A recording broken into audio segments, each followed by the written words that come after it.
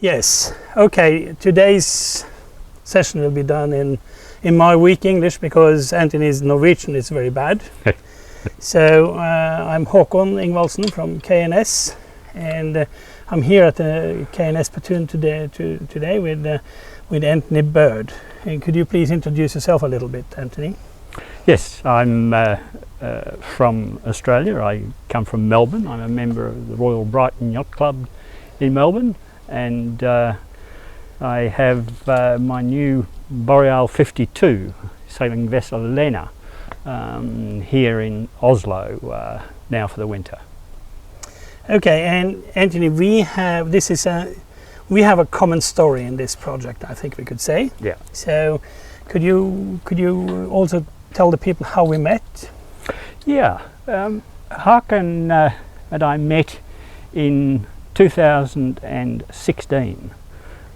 We had both completed in our own boats the Atlantic crossing in 2015, and we both found ourselves in Port au Choix in the northwest of Newfoundland as we were preparing to head across to Labrador, and we both found that we shared an intention to go to Greenland and try and explore a bit of the East Greenland coast before heading on to Iceland, the Faroes, and my intention was to bring the boat back to Norway, as I'd previously sailed the Norwegian coast up to the Lofoten's in 2013 with my new, what was then an XC45. And so Håkon and I ended up rafted up together with a group of other Norwegian boats in this tiny little isolated port in the middle of nowhere. Yeah. Okay, so at that time you had an X-yacht, and we could tell more about this, our relationships and our common plans, but we could do that inside later on. We have Lena is a new boat. I was happy enough. I was invited by you to be with you when you took it from the factory in Thiers in France in February. So I've been sailing her in the Channel La Fure in February, testing the sea condition of the boat. This was very good, and it's a 52-foot long Boreal, which is built in Thiers. In Tregear, yes. The north of Brittany. And it's an expedition boat, we could say. It's a little bit different from Vitesse that I'm used to. Yeah, a little bit. So the material is? Well, it's all aluminium plate. It's about 10mm plate for most of the boat. So it has a displacement of light displacement of 16.5 tonnes. Perhaps one of the more interesting things about the Boreal is that they're all built with a lifting centreboard. So you're able to get into really quite shallow water with the centreboard up. The draft of the boat is about 1.1 metres. With the centreboard down, it's 3.3 metres. But what that means is that apart from being able to put the boat onto the sand or the mud and dry it out, you can actually get access to many smaller harbours, and certainly on the Greenland coast, being able to get access to shallower harbours means that we're protected from big icebergs being able to get in and sort of cause us worries. So it's the lifting centreboard function in the boat is very handy. We could look at that when we are going around the boat. So if we look here in the bow, you have everything is very solid. It's a part of the construction when you look into to everything. So you could hit something strong here, it will be a little bit deformed, but you could still use it. You have two sails. If I talk about the sail wardrobe for the boat, it's an Elvstrom sail package. The furling Genoa, the furling staysail, and the mainsail are all hydronet radial. There is also here an attachment for a cable-free Code 0, which is a lovely light wind sail that gives us a lot of flexibility.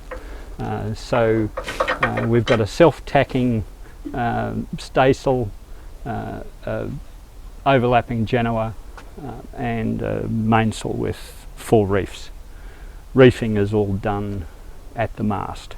One of the other features of the Boreal boats is, I'd say, a very conservative design approach that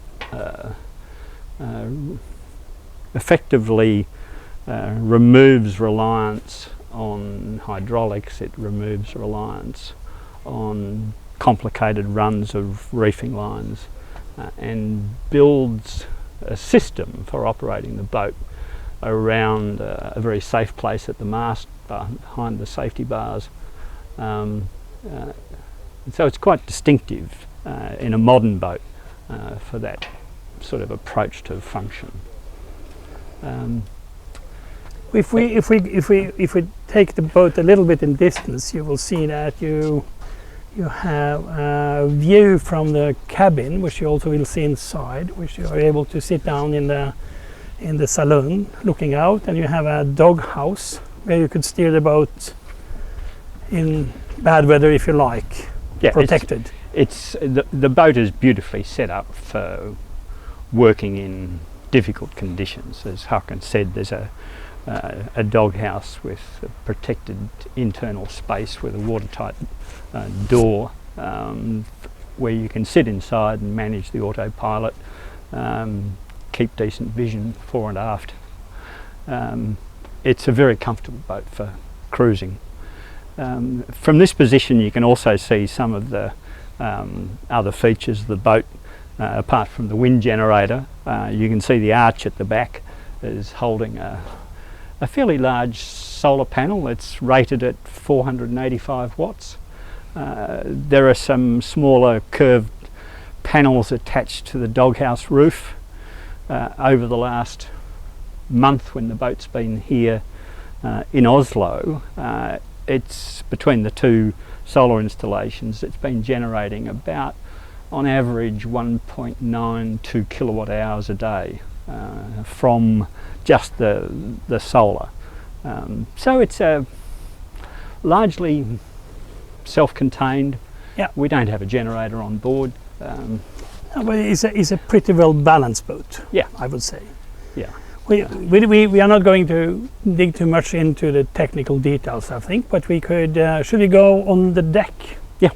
What you see here is that you have a central placed windlass with all the chain centrally placed, which is good for comfort and sailing performance with the bait balance of the boat, everything.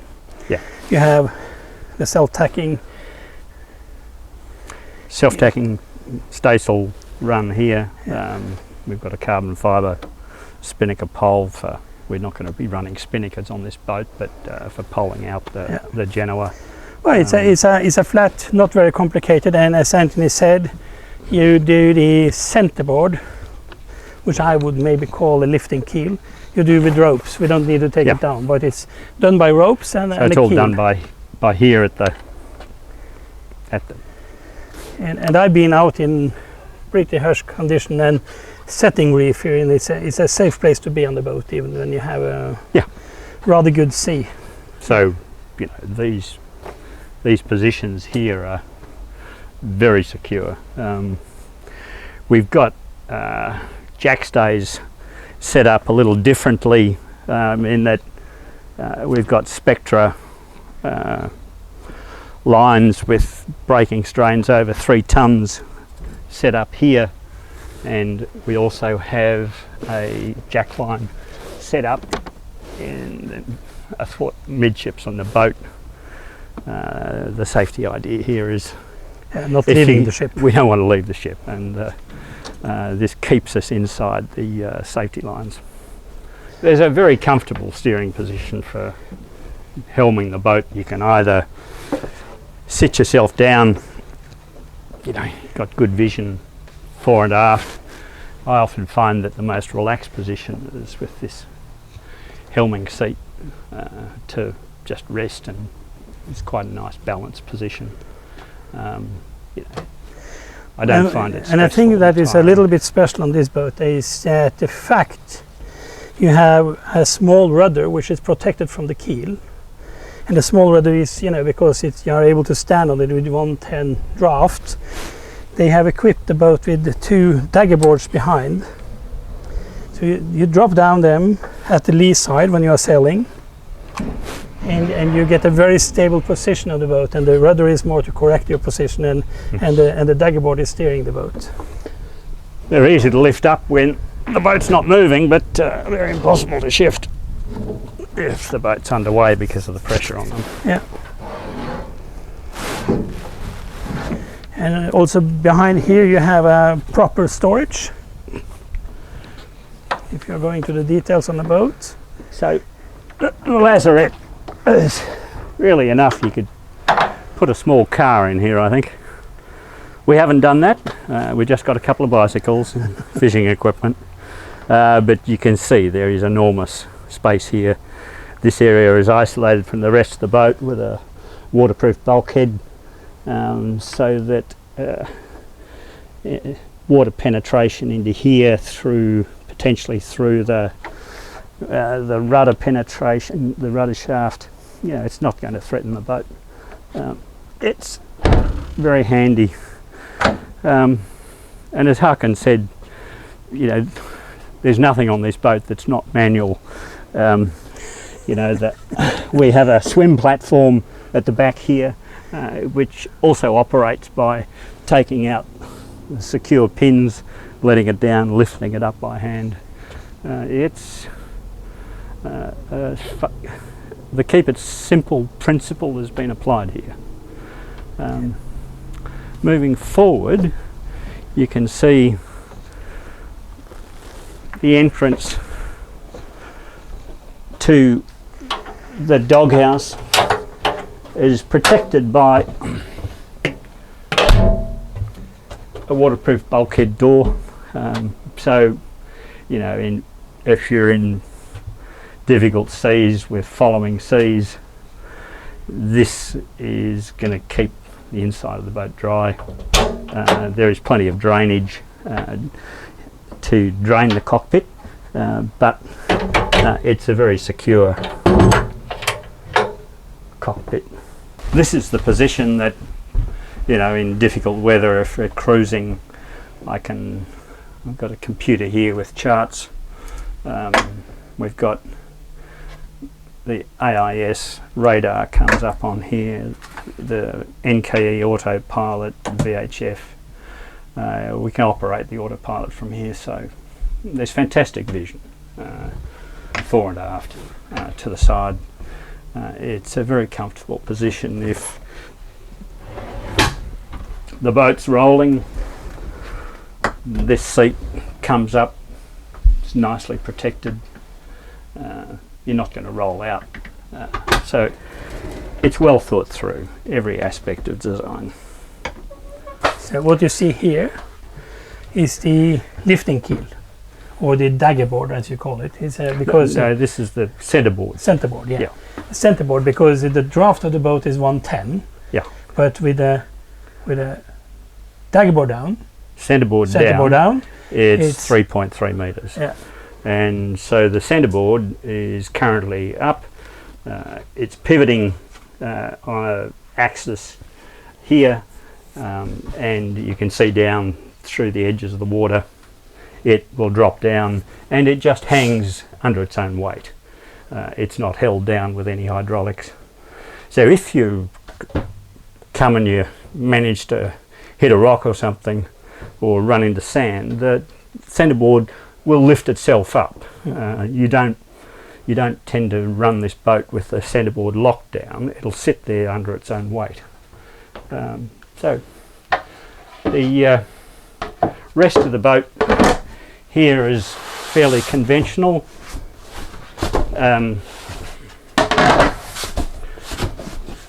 What is special here is that the saloon is very high up, so you have a lot of space under the deck. Yeah, look, we've got so much space here for storage. We haven't used anything like the storage around here. We're just not short of space. It does have a very nice galley. It's got a very well set up 2-drawer 12-volt fridge, a good high quality oven. We can actually roast meals in it. It's hot enough to do that. A couple of sinks. It's set up for both freshwater pumps and saltwater pumps should we need them. We have a microwave. There's no shortage of food storage space.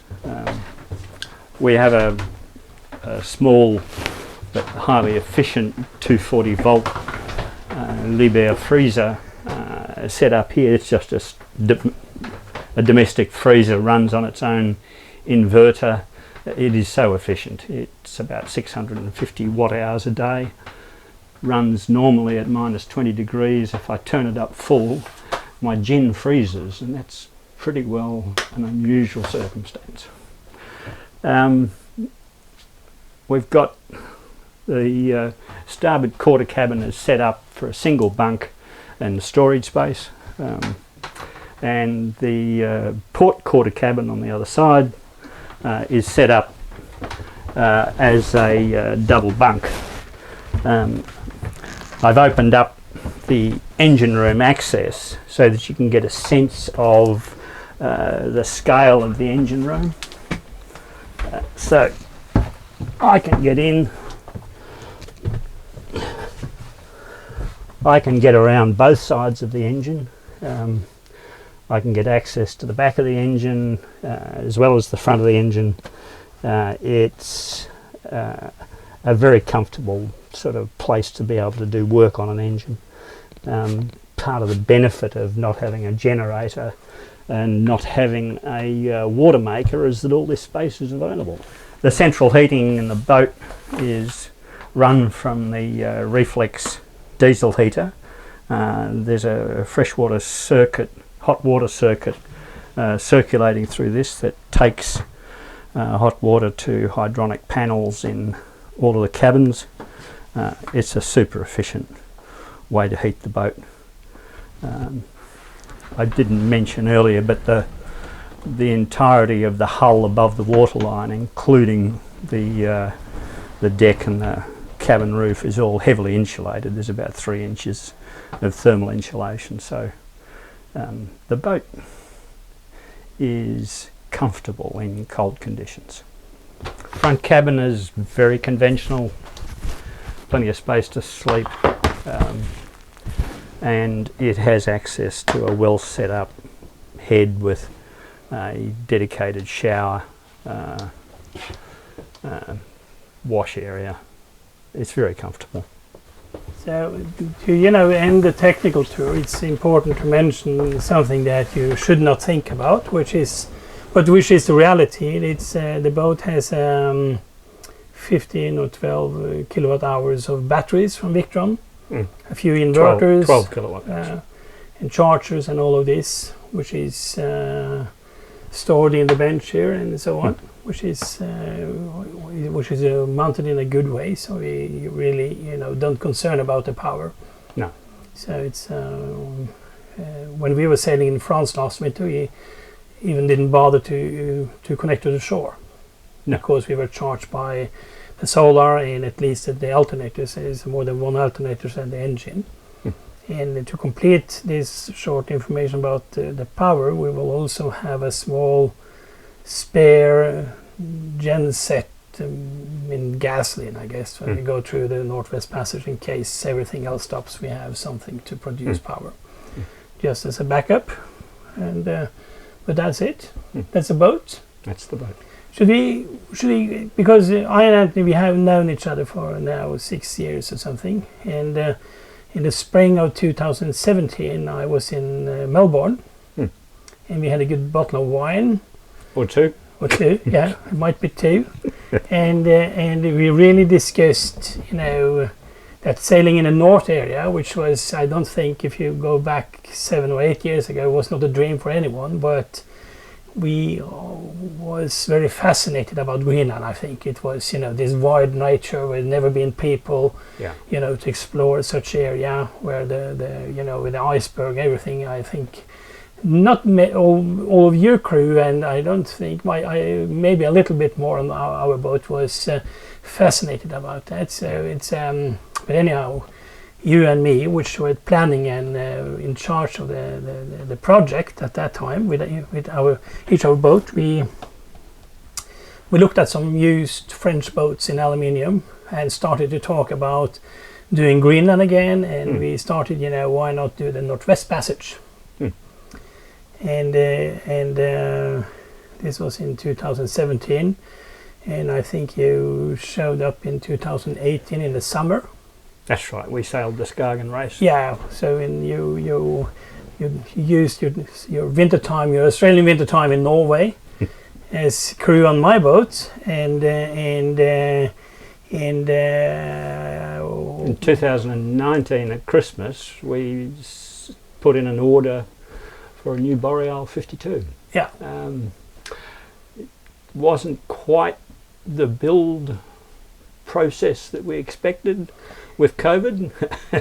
No, but it's also honestly important to say this is we were starting with a common project, but my financial situation slightly changed in 2018, so I was not able to invest in a boat in this kind of money, but you are important enough to do that. So most of the boats is financed and driven, and the process with the boat is driven by Anthony. But I think I've been a part of the plan for the sailing for the first years. Absolutely. So in short, the boat will stay in Oslo until the spring next year in 2023. Yeah, I'm planning to make an early passage over to Newfoundland, Nova Scotia, and down to the Cape Cod, Martha's Vineyard, Rhode Island coast. What that means is getting to Iceland in the mid-May, and waiting on a weather window to go direct from Iceland down to Newfoundland, I think. St. John or something. Yeah. And the reason for that is that we do have the NIS arrangement in the sail event with the NIS in going out from Newport. Yep. In beginning of July, where we should have our families on board, and we will go for that event with this boat. So that's for everyone listening, the NIS event is easy to find on the KNS homepage, and you could, if you like, you could try to hook up for that, and it's possible to hire a boat locally, so you don't have to do the passage in May in the Norwegian Sea, which is exciting, but it's you need to be sea strong, I think. And in the NIS sailing, I think it would be very funny. And from that, where are you taking the boat? Well, I think we'll go back up through the coast of Maine and Nova Scotia. I've really enjoyed sailing the east coast of Nova Scotia and up to Cape Breton. I think we'll probably go back to Cape Breton, the Brastor Lake, and then return back to Halifax and winter the boat in Halifax. So in the winter next year, it will be in Halifax. That's the plan. And in spring of 2024, we'll get the boat underway again. We may sail the east coast of Newfoundland to see a bit of different coastline rather than the west coast. Labrador, cross to Greenland to the west coast, and work our way up the west coast towards Disco Bay before crossing north of Baffin Island and the Parry Channel. Yeah. We want to get ourselves in position in the late part of July, because this year, I mean, the Northwest Passage was open. Yeah, so this is where we are going. We are going to Nome in Alaska, which means that we need to go the Northwest Passage, which is, we have been following a boat this year, which has been a good year for the sailing. Unfortunately, because it's for the clima, it might be better if it was stuck to the ice, but the fact is that it's at the moment totally open. So we have been in this project for 4 or 5 years. So at the moment we are chatting with some boats in the area and are able to follow them closely and talk with the captains from day to day and understand how the weather is and everything, which is a good preparation for this kind of sailing. So this year would have been a perfect year. Last year, almost impossible. Yeah. The Northwest Passage remained choked with ice. There was possibly a brief window for 10 days in mid-late September last year. That's very problematic. And that's very light. When you go from east to west, you have all the north coast of Alaska you need to pass, which is thousands of miles. And with northerly wind, you could have a lot of ice coming down there. It could be rather, but we don't want to do a Fridtjof Nansen.